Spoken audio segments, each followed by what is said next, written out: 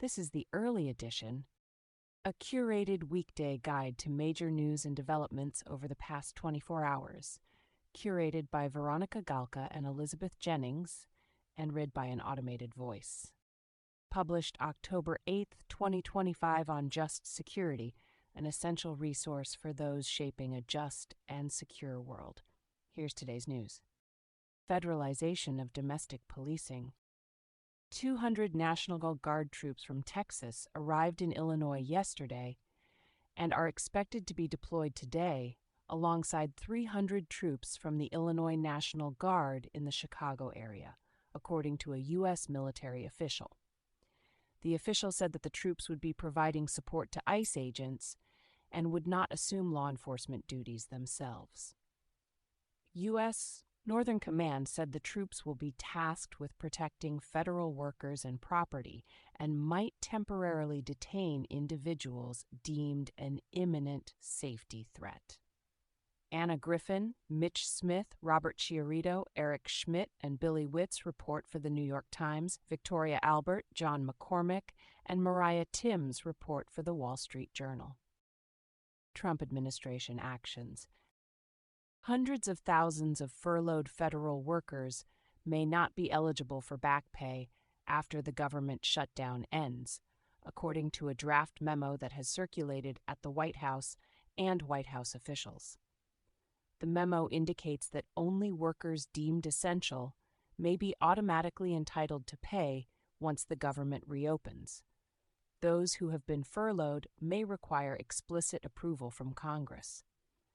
When asked if workers might lose pay, Trump said yesterday it depends. There were some people that really don't deserve to be taken care of, and we'll take care of them in a different way. Tony Rahm reports for the New York Times. FBI Director Kash Patel said yesterday that the agency has shut down CR-15, a group tasked with investigating public corruption, and fired several agents. CR-15 has been dismantled due to allegedly tracking the communications of GOP senators during an investigation into efforts by Trump to overturn the 2020 election and weaponizing law enforcement against the American people, Patel said on social media. Juliana Bragg reports for Axios.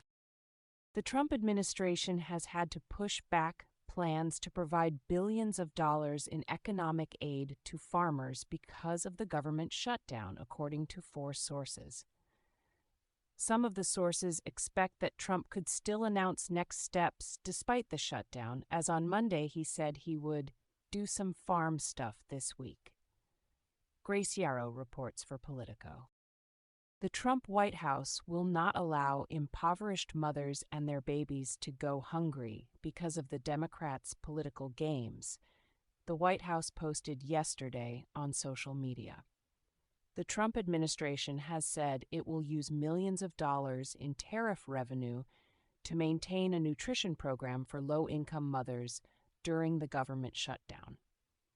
It is unclear how much money the White House will spend, what process it would follow, or whether the move would be legal. Marcia Brown reports for Politico. Federal prosecutors investigating former FBI Director James Comey determined that using the testimony of one of their central witnesses, Daniel Richman, would result in likely insurmountable problems for the prosecution and could prevent them establishing their case before a jury, sources told ABC News.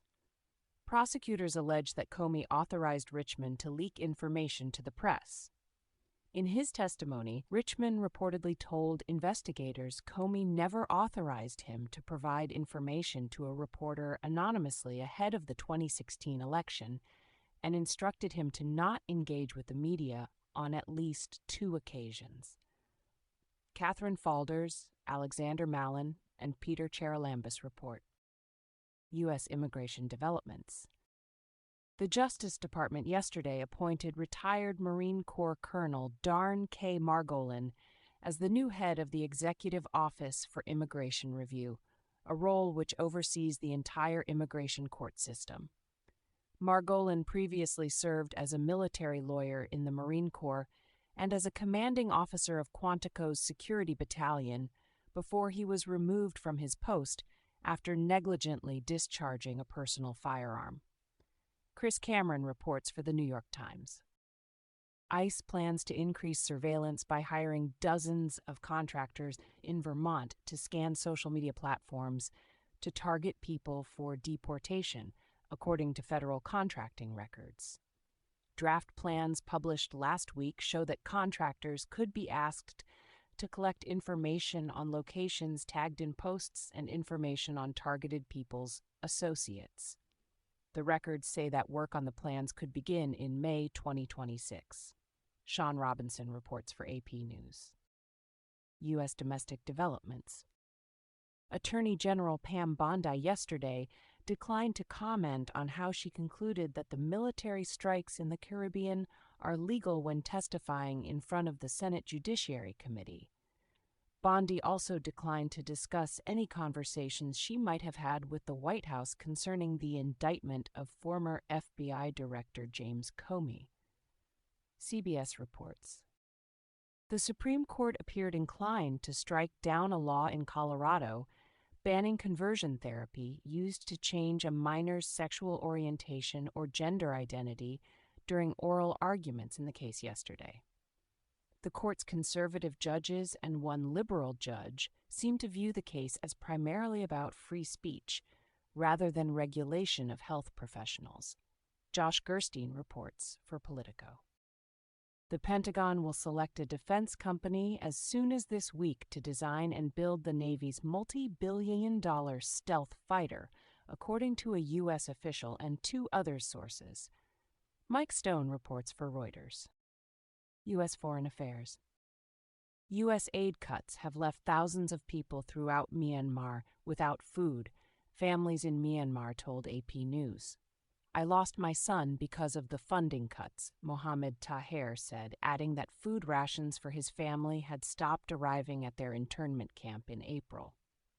Kristen Gelineau reports.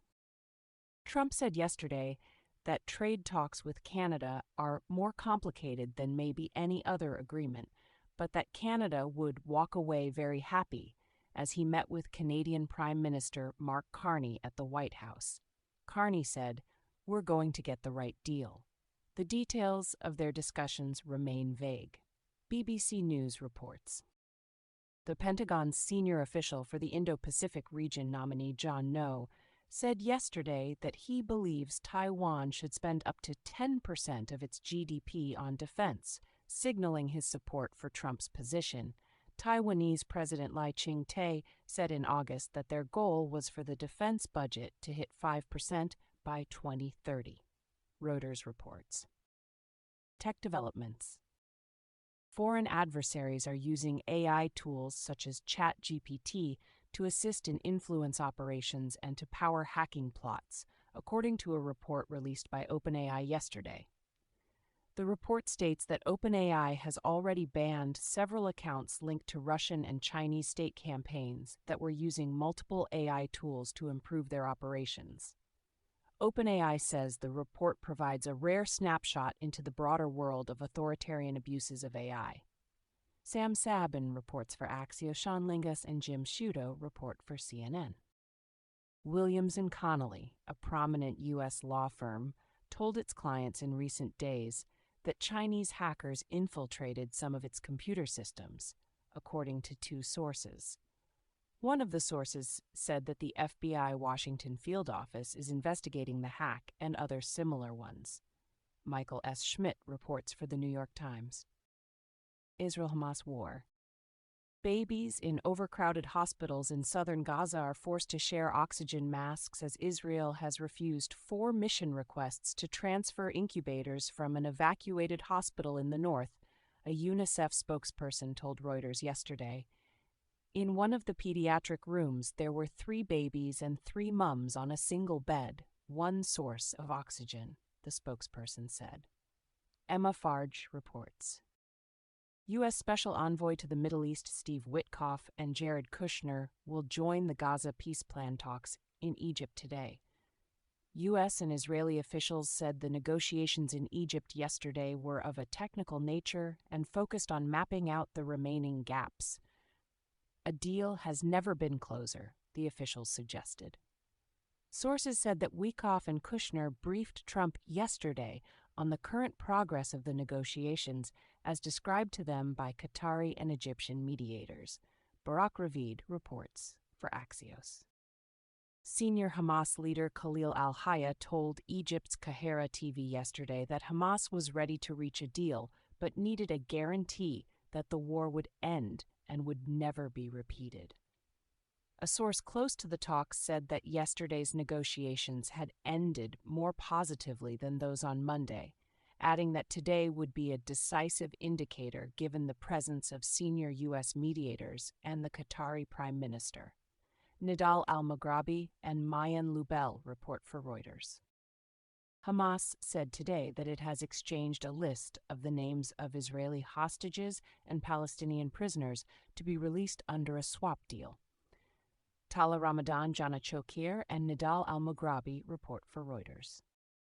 The Israeli military today intercepted the 9 boats of the Freedom Flotilla Coalition and 1,000 Madlenes to Gaza, which aimed to break Israel's naval blockade of Gaza and detained 145 activists. Melanie Lidman and Renata Brito report for AP News. Swedish activist Greta Thunberg yesterday alleged that she and other detainees of the Global Sumud Flotilla were subjected to torture when held in an Israeli prison last week. Thunberg said that she and others were kidnapped and tortured by the Israeli military. She declined to provide further details. Reuters reports. Italian Prime Minister Giorgia Meloni yesterday said that she and 2 of her ministers have been reported to the International Criminal Court for alleged complicity in genocide in connection with Israel's war on Gaza. Meloni did not elaborate on who had brought the case against her. Angelo Amante reports for Reuters. Russia-Ukraine war. Ukrainian President Volodymyr Zelensky yesterday said that Russia is using oil tankers for intelligence gathering and sabotage operations. Zelensky said he received the information in a briefing from Ukraine's intelligence chief. Recent cases of drones being launched from tankers are one such example, Zelensky said. Reuters reports. Other global developments. France's outgoing Prime Minister Sébastien Lecornu today said that a budget deal could potentially be reached by the end of the year, a move that would reduce the prospects of a snap election. Lecornu said he is set to finish his talks with various parties and report back to President Emmanuel Macron on whether he has found a way to end the French political stalemate. Inti Landoro and Makini Brice report for Reuters.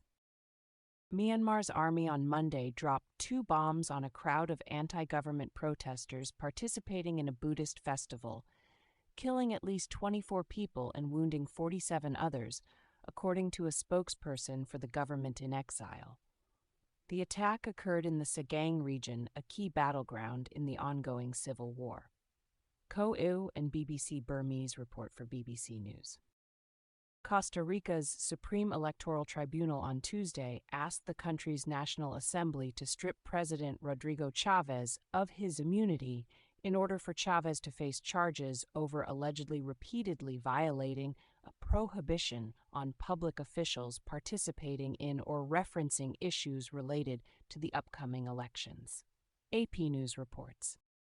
The Pakistani Taliban yesterday claimed responsibility for Islamist militants' attack on a Pakistani military convoy near the Afghan border that killed 9 soldiers and 2 officers, according to Pakistani security officials.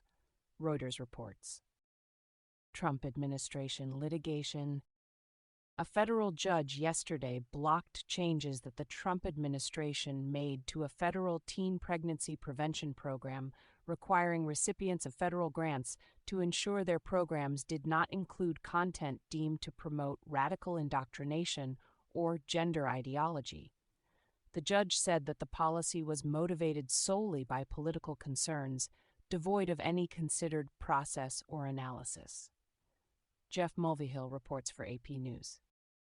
A group of Chicago press associations, journalists, nonprofit organizations, and unions filed a lawsuit against the Trump administration on Monday, alleging that federal agents used extreme brutality at local protests to intimidate and silence civilians and the press.